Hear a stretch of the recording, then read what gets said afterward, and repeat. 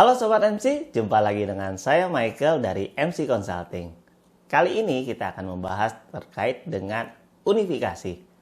Apakah Anda tahu mengenai bentuk dan tata cara pembuatan bukti pemotongan PPH unifikasi dan bagaimana cara menyampaikannya melalui halaman DJP online? Nah, kita tahu bahwa unifikasi ini adalah satu langkah yang memang dilakukan oleh Direktorat Jenderal Pajak mengenai bagaimana pelaporan PPH yang terdiri dari beberapa PPH menjadi dalam satu pelaporan yang dinamakan unifikasi. Nah, berdasarkan Per 23 PJ 2020 mengenai bentuk dan tata cara pembuatan bukti pemotongan dan pemungutan unifikasi serta bentuk, isi, tata cara pengisian dan penyampaian SPT masa PPH unifikasi. Nah, kita start dari bagaimana kewajiban pemotongan atau pemungut PPH.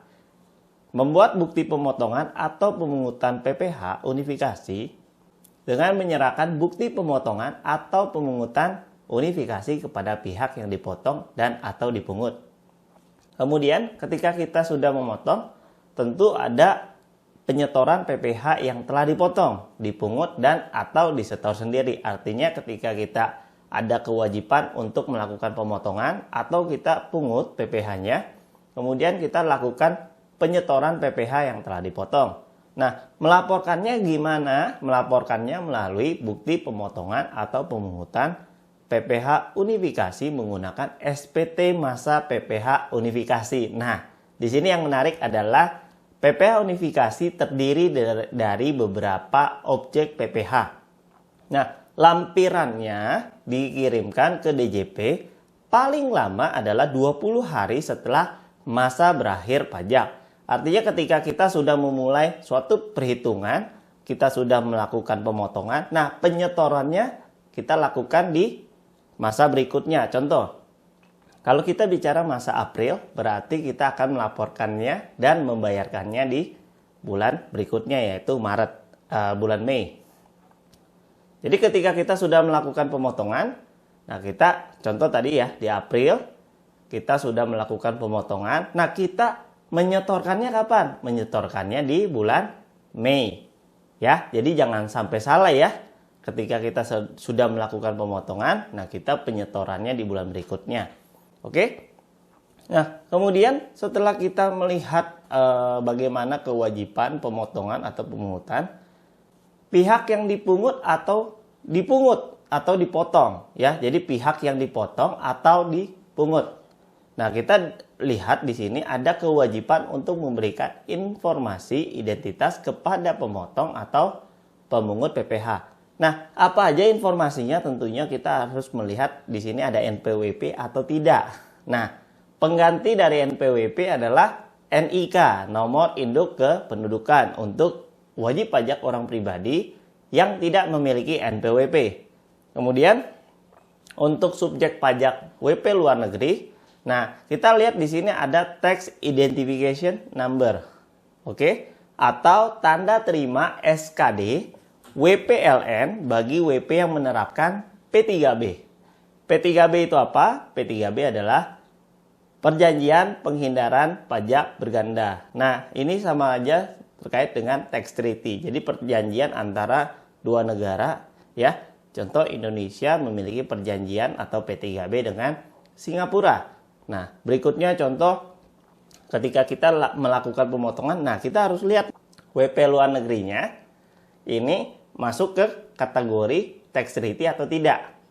Oke, nah ketika kita sudah lakukan pemotongan, nah ternyata ada SKB, nah atau ada juga SKD. Nah kita lihat dulu nih, dia masuk ke kategori yang mana ya.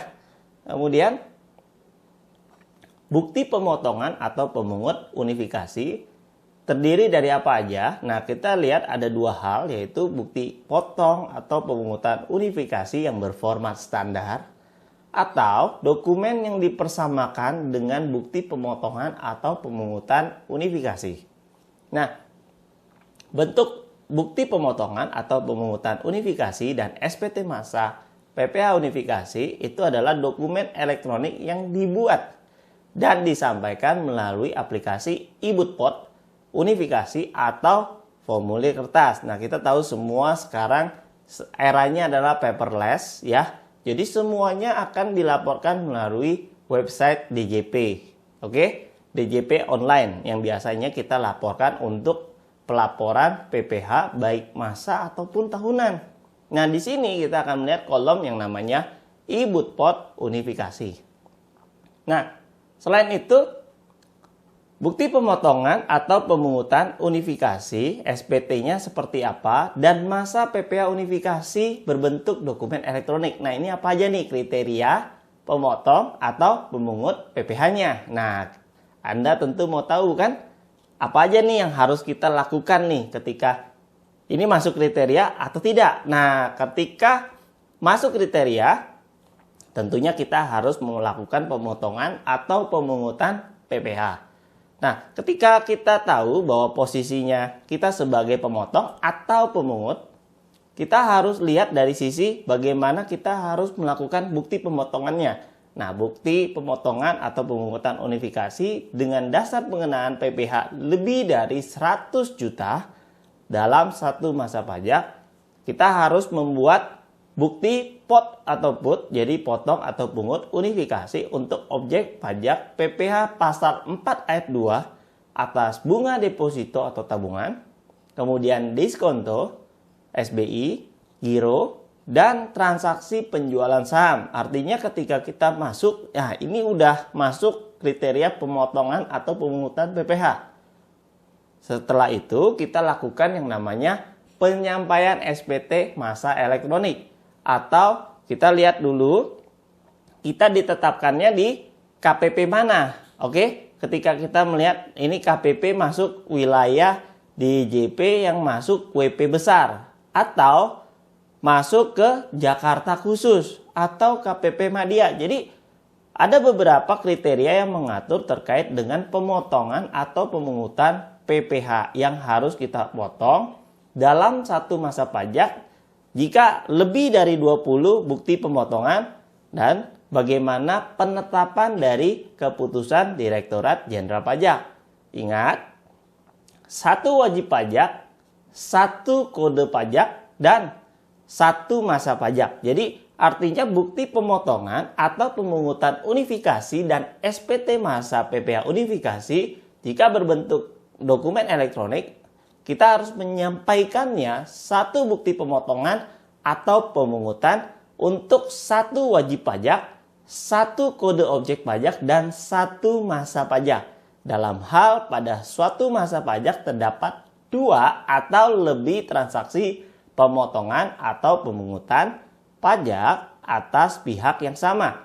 Dan dengan kode objek pajak yang sama, pemotong atau pemungut PPh dapat membuat satu bukti pemotongan atau pemungutan unifikasi berformat standar. Menarik bukan? PPh unifikasi tentunya ada beberapa hal yang harus kita ketahui mengenai kriteria dan bagaimana caranya untuk kita melaporkan dan membuat pemotongan atau pemungutan unifikasi dan bagaimana SPT masanya kita lakukan pemotongannya. Kita sampaikan melalui DJP online, yaitu e-Bootpot unifikasi. Menarik bukan? Ketika Anda mengetahui hal ini, tentunya kami siap membantu Anda dengan kualitas pelayanan yang terbaik. MC adalah mitra bisnis terpercaya untuk Anda. Orang bijak, taat pajak. Terima kasih.